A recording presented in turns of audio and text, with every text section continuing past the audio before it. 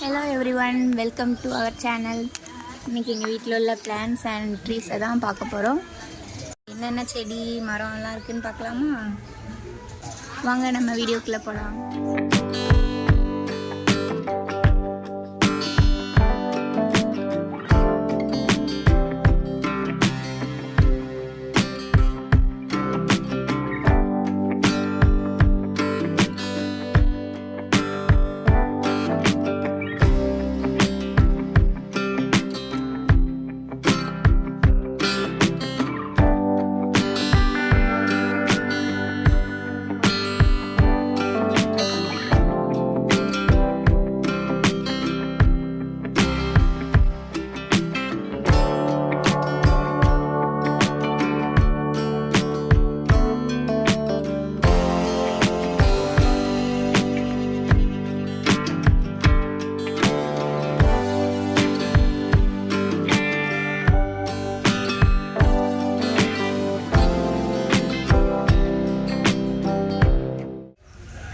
இது வந்து அழகு செடி.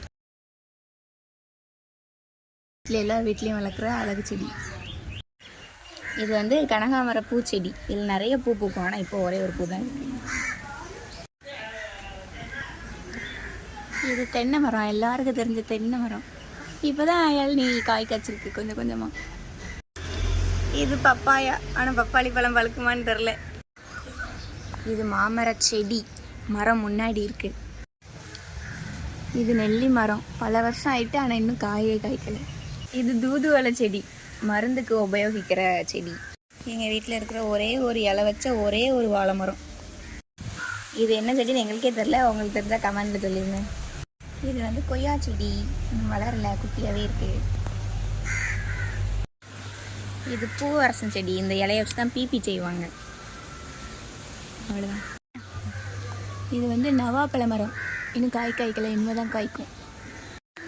இது வந்து கொல்லாம்பழ மரம். மே மாதம் தான் இது வந்து சீசன். இப்போது காய்க்காது, மே மாதத்துல தான் காய்க்கும். இதில் உள்ள விதை தான் முந்திரி பருப்பு. இது ஆரஞ்சு பழ மரம், நிறைய பழமளமாக கிடக்கா. இது வந்து ஆனால் சாப்பிட்றதுக்காகாது, ஜூஸ் போட்டு மட்டும் தான் குடிக்க முடியும், ரொம்ப புளிப்பாக இருக்கும். இது டிசம்பர் பூச்செடி. இது டிசம்பர் மாதத்தில் மட்டும் தான் பூ பூக்கும், இப்போல்லாம் பூ பூக்காது. இந்த செடி பேர் வந்து கல்வாழை. இதில் ஆரஞ்சு கலரில் ஒரு அழகான ஒரு பூ பூக்கும். இப்போ பூ வந்து இந்த சீசனில் கிடையாது. இது வந்து கருப்பட்டி பழ மரம். நாங்கள் கருப்பட்டி பழ மரம்னு சொல்லுவோம், நீங்கள் என்ன பேர் சொல்லுவீங்கன்னு கமெண்டில் சொல்லிடுங்க.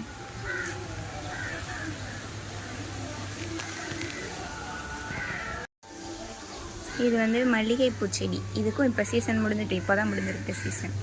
இனி மே மாதம் தான் சீசன் ஆகும். இது மாதுளம் மரம் செடி, இன்னும் பழம் காய்க்கலை.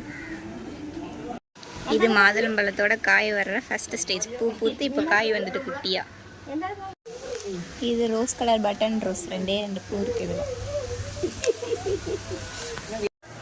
இது நாட்டு வெத்தலை. நாட்டு வெத்தலை அதிகமாக மருந்துக்கு யூஸ் பண்ணுவாங்க, மூலிகை செடி. இதை நாங்கள் தென்னை மரத்தில் படர விட்டுருக்கோம். இது சாண்டல் கலர் செம்பருத்தி பூச்செடி, ஆனால் இன்னும் பூ இல்லை, ஆனால் இதுக்கு முன்னாடி நிறைய பூ பூக்கும். இது அன்னாச்சி பழ செடி, இப்போ தான் வச்சிருக்கு, இப்போ தான் நல்லா வளர்ந்துட்டுருக்கு. இன்னும் கொஞ்சம் நாள் கழித்து காய்க்கும்.